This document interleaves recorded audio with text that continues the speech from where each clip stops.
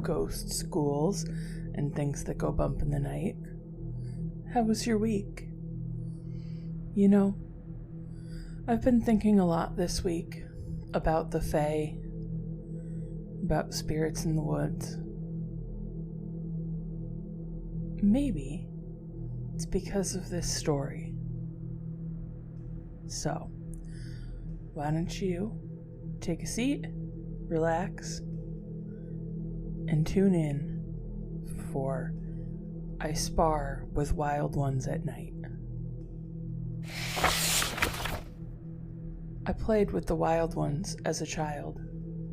I remember that as clear as yesterday. Lending words and trading for toys, swapping names and titles, little things to take home to Mom. Sometimes she'd smack my hands and tell me not to say their names past 8 o'clock. Other times, she'd ask if I brought anything good home. A bronze whistle, a Nintendo DS, a whole box of cookies unopened, a straw doll with no face. Mom was a lot of things, and yes, a liar was one of them. For every truth she told me, whether about fairies, how light switches worked, or where babies come from, there was a lie not long after. My father was a prince who left her penniless. I'd had a twin stolen by the Fae. Mom was president of the United States. I'd gotten pretty good at discerning her truth from lies by the time I turned 11. 11 was an important year in my life, because that's when the US government also caught up with enough of my mother's lies to land her in jail for more decades than I'd be able to wait out. Forgery, impersonation, identity theft, something like that. The kind of stuff that's hard for a child to understand. What I did understand, however, was that I was about to leave my cozy home on the outskirts of a quaint town in upstate Maine for a shabby apartment in the suburbs of New York City with my father, who, as I had already guessed, was not a prince. He also hadn't known I'd existed. He thought I was another lie Mom had told until he got a phone call from the police saying his daughter needed a home. He took me in, though he treated me more like a feral cat than a daughter. Kind, gentle, afraid. My childhood passed as a blur of mundane experiences and uninspired inspiration that led me to my college years. That's kind of where I'm picking up now. Something about returning to a wooded area stirred something at the base of my memory. Events from my childhood I'd blocked out, for want of a better phrase. It's hard, at first, to explain why I might have tried to forget so many experiences of the Fae when I was younger, especially in the early days. Those stupid, sunny memories were so wild and so free. But when I moved to the city, my recollection of dealing with fairies gets blurry. Not because there's something off about urban magic, but because that's when people started getting hurt. People like William. My first few nights away from school were a mess of late nights and nightmare, of paranoia and stress. I'd been so excited to leave the urban center of New York City for a more nature-infused college experience, and here I was, sweating every night awake in bed. I tried counseling, but scratched the idea when I realized that there were only a handful of ways talking about magic to a therapist was going to end. None of them were good. I was on the third meeting of my creative writing course when the TA introduced me to the concept of writing as a form of therapy into my head. Putting down potentially traumatic memories on paper as a way to help you cope with them. And some solid coping mechanisms sounded about right for the tangle of emotions I was feeling about William. Shame for having forgotten him. Guilt because I could have stopped what happened to him. Anxiety that what happened to him might happen to me. This is William's story. I had been 13 when we'd met. He was 12 and brave enough to ask me to my own 8th grade formal. I was taller and couldn't get over how dumb we looked on the dance floor. We drank fruit punch mixed with Sprite and ate brownies, and then awkwardly tried to kiss before our parents took us home. Somehow, we kept our preteen fling going through my freshman year, a whole year together, and somehow I'd forgotten him. First kisses, first dates, him picking me up at school. William had gotten taller, and schools in New York are huge compared to Maine, so everyone just assumed he was a high schooler like me. No one could single him out as a middle schooler amidst the concrete jungle of an urban school. It was nothing like my old country school. Part of me missed the smell of pines, the ancient trees that could hide anything. No women in green hid behind the well-groomed trees in city parks.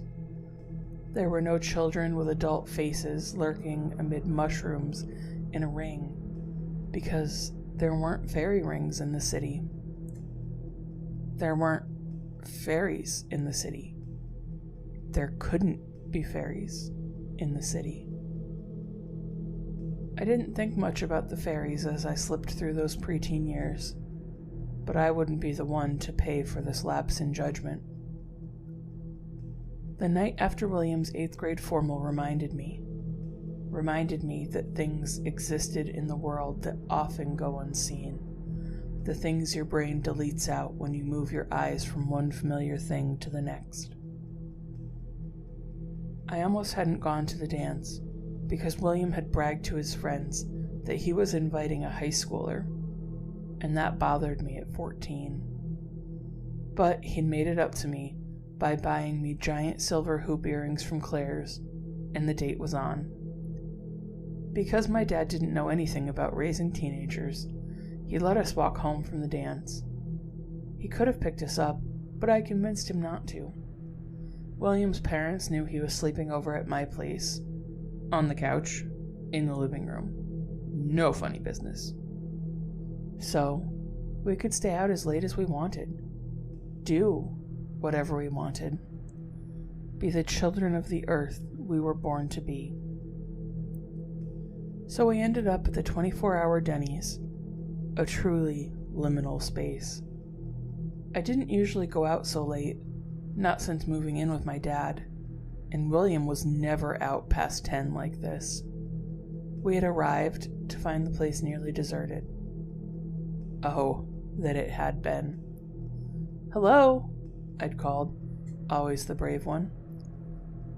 "I think they're closed," William whispered, as if worried he'd bother the people who didn't appear to be there. "We should just... I want my pancakes. Come on, let's just find a seat." Sometimes when it's late, they let you do that. My voice held the conviction that, at 14, felt warranted. I escorted both of us over to a table with a good view of the front of house and the kitchen, just in case.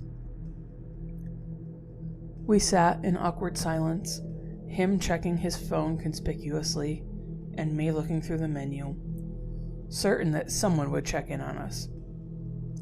"And we should just..." Again, I cut him off. "I'm gonna go pee. If a waiter comes while I'm gone, order 3 pancakes with chocolate chips, a la carte." Fine, but if she's not here by the time you get back, we're leaving. His voice had a distinct pout to it, so I compromised, agreeing on this one small give.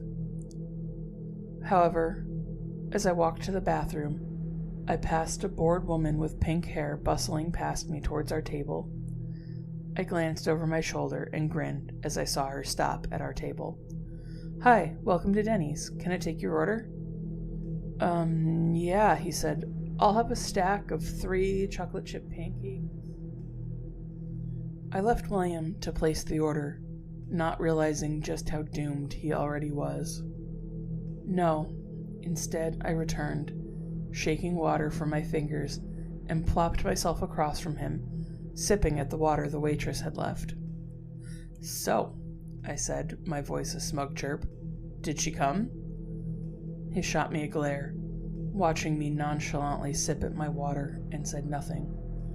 If I could go back in time and redo the evening, I'd have stayed at the table. I'd have minded my manners. But I'd almost entirely lost touch with my childhood, and I'd yet to realize that, though the whimsy of the green was lost in the urban decay, the magic was far from muted. There was malice here, and deep down inside, I'd felt it. I felt it in the flickery fluorescence, in the carpet that didn't properly repeat its pattern, in the lack of clutter and clatter elsewhere in the kitchen.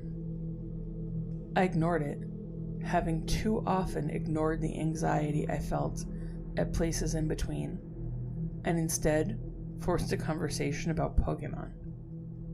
If William felt anything amiss, he suppressed any innate gut feeling that told him he'd already screwed up. Badly. We must have been engrossed in our conversation, because neither of us realized that it had been a while since we'd ordered until the clock chimed. "I'm hungry," William said, noting the rings of the clock, oddly formal for a Denny's. "Thought you wanted to skip getting food." I prodded the ice cubes around my cup, chasing them with a straw. "We would have eaten by now if we'd gone straight home." He stood up, craning his neck over the booths, just short enough for an adult to look over, but just tall enough to block a child's view. I guess I'm gonna check the kitchen." I snorted, but didn't stop him because I was hungry, and also because I wanted to call him out for ordering me a stack instead of pancakes a la carte. The stack came with bacon, and I'd been pretending to go vegetarian that year. He left the table, and I stayed. I stayed and chased ice cubes. I stayed and listened as he chased her down and demanded back an order he'd already given her. "Hey, excuse me, hey, that's our food." "Pardon me, sir, that's my meal." "We've been waiting for ages, and that's the exact thing I ordered." At this, I hear the slide of plates, the clink of cheap ceramic plates. There's a sound of grunting, and the woman says, "Hey!" Then there's a crash. Oh my god, I'm so sorry, I'm sorry. "Look what you've done. The plates are broken, the food's on the ground, my clothes are ruined." I'm sorry. I'll pick it up, just give me a hand." "Yeah, sure. You need a broom or something?" "I'll get whatever you need." "You'll give me whatever I need?" Yeah, anything." Between my phone and my ice cubes, I didn't notice that the restaurant had gone quiet. I didn't realize until a waiter, an older man with heavy eyebrows, arrived at my table and asked how long I'd been there and if I was alone. He apologized for making me wait so long. They were switching out the staff and back from evening to overnight, and no one had heard the door open. I looked up at his face, illuminated in the even glow of the yellow bulbs above. "Someone already took our order."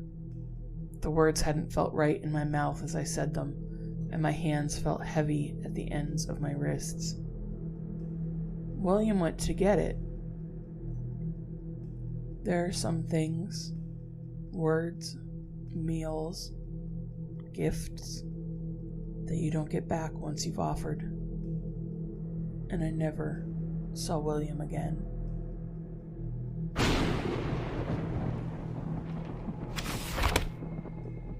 Well, ghosts and ghouls. After that, all I can think is poor William, and issue a warning to my friends listening now. Be careful what you offer to those you don't know. That's all I have for today. But until next time, I hope you stay safe. I hope you stay smart. And remember, sometimes it's more than just a story.